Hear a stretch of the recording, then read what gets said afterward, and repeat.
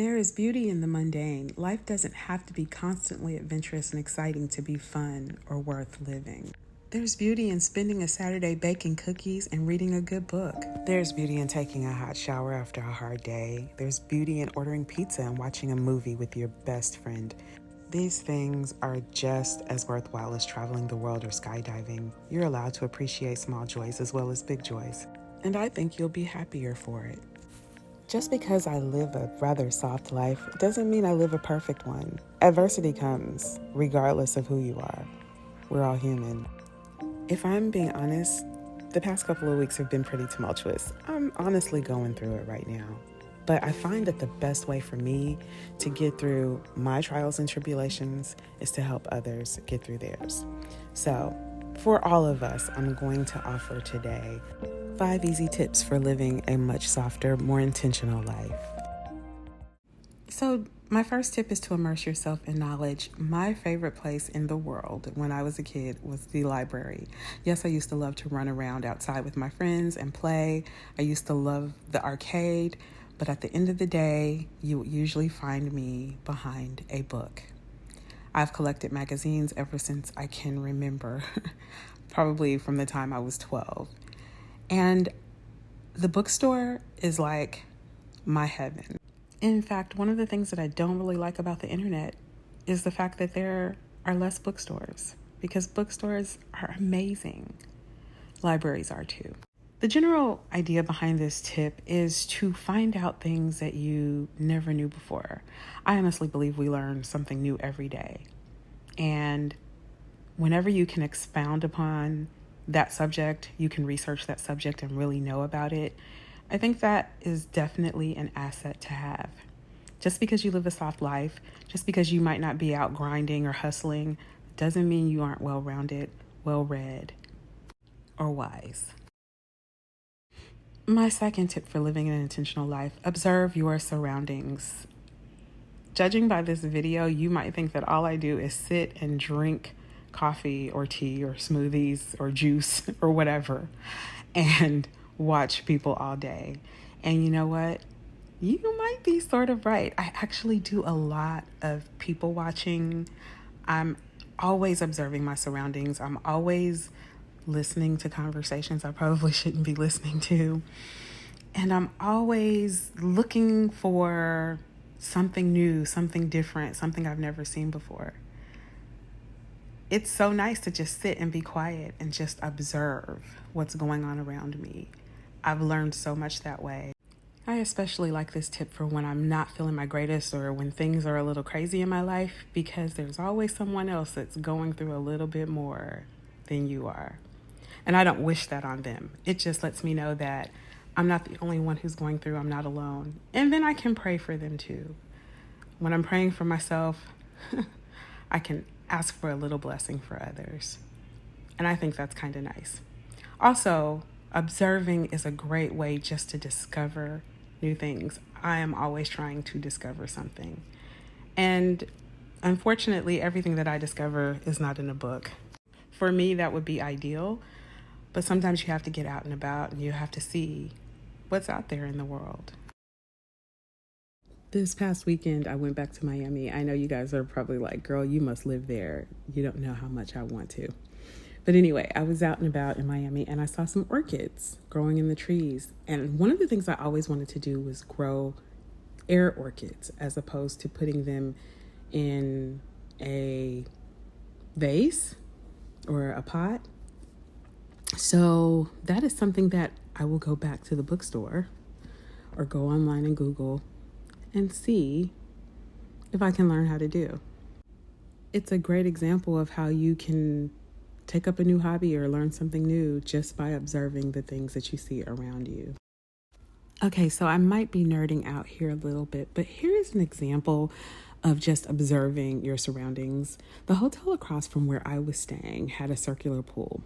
And at the very top of the building, there was a circular hole cut out over the pool.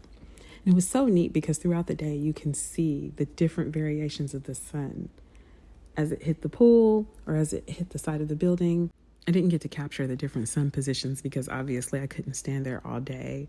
but I have to say it was really cool. And then that same day I saw a fashionista's dream, a Birkin bag, a sculpture, a huge, seemingly porcelain sculpture of a Birkin bag on a wall. It was in the lobby of the pool at one of the apartment buildings that we visited. Now that's something you just don't see every day. So cute.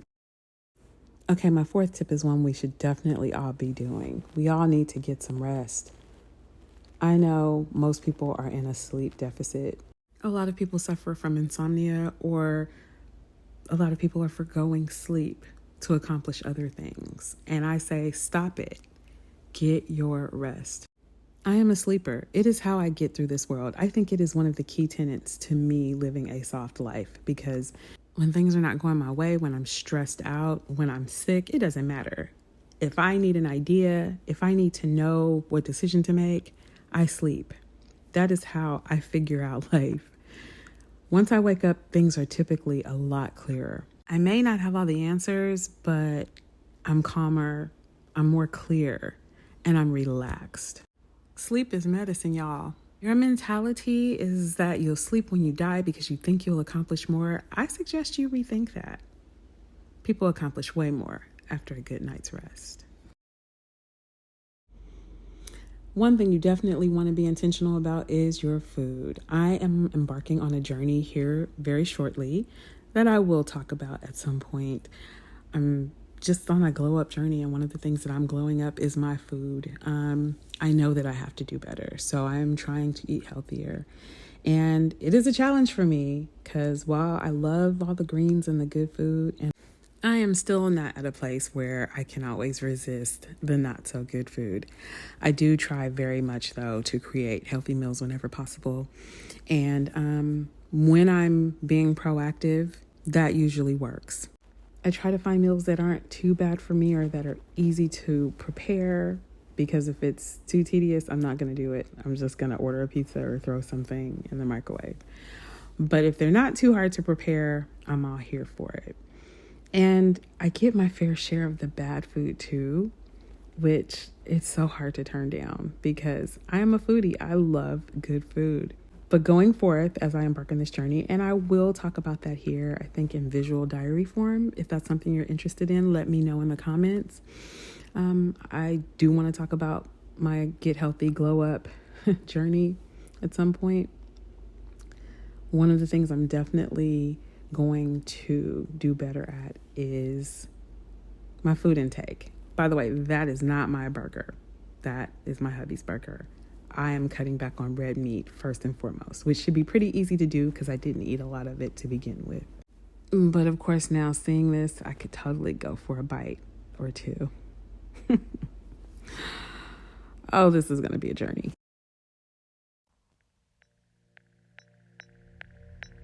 Find the time to do things that bring joy. That's my last tip. Now, this quote, "Time is a luxury most working class men can't afford," I don't totally agree with. I more agree with this clip. The ultimate of being successful is the luxury of giving yourself the time to do what you want to do. I believe that we are in full control. Okay, not full control because obviously life. But we can control what we want to do with our time, just like we can control how we want to spend our money.